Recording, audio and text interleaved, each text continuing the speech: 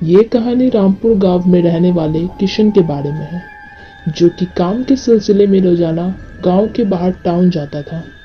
और गांव के बाहर टाउन के बीच में एक जंगल पड़ता था, जो कि रात के अंधेरे में काफी खौफनाक लगती थी। एक दिन जब वो काम के बाद टाउन से वापस लौट रहा था, तो उस समय काफी रात हो चुकी थी और ठीक वैसे ही वो जंगल रात के अंधेरे में लिपटी हुई खौफनाक लग रही थी।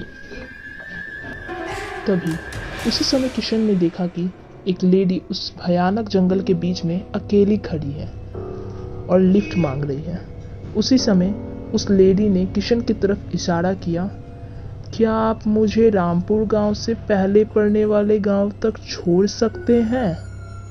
तब किशन ने भी हाँ बोल दिया, ये सोचकर कि इतनी रात में वो सेफ नहीं है, और वो उस लेडी को अपने स्कूटर के पीछे बैठने की इजाजत दे देते हैं।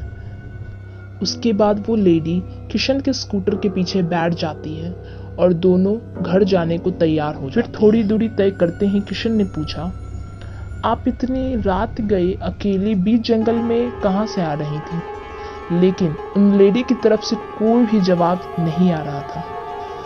तब उसकी नजर स्कूटर में लगी शीशे पे पड़ी। तब किशन ने देखा कि वो औरत उस शीशे में नहीं दिखाई दे रही है।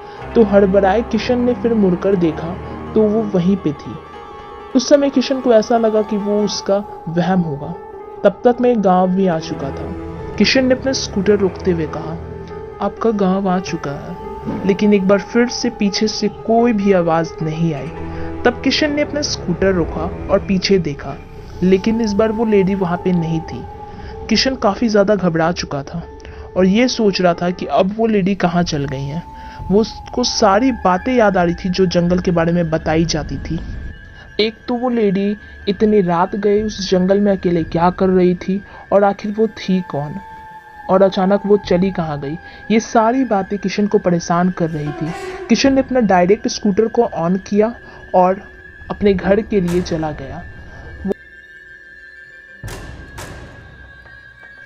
किशन जब अपने घर पहुंचते हैं तो सोने जाते हैं, और ये सारी बातें उन्हें बार बार परेशान कर रही थी उस समय कि आखिर वो लेडी थी कौन, और इतनी रात गए बीच जंगल में वो कर क्या रही थी। आखिर वो इतनी जल्दी कहाँ चली गई बिना स्कूटर रोके हुए। आपको क्या लगता है कि आखिर वो लेडी थी कौन? क्या वो एक साधारण सी व्यक्ति थी या फिर वो कोई और थी?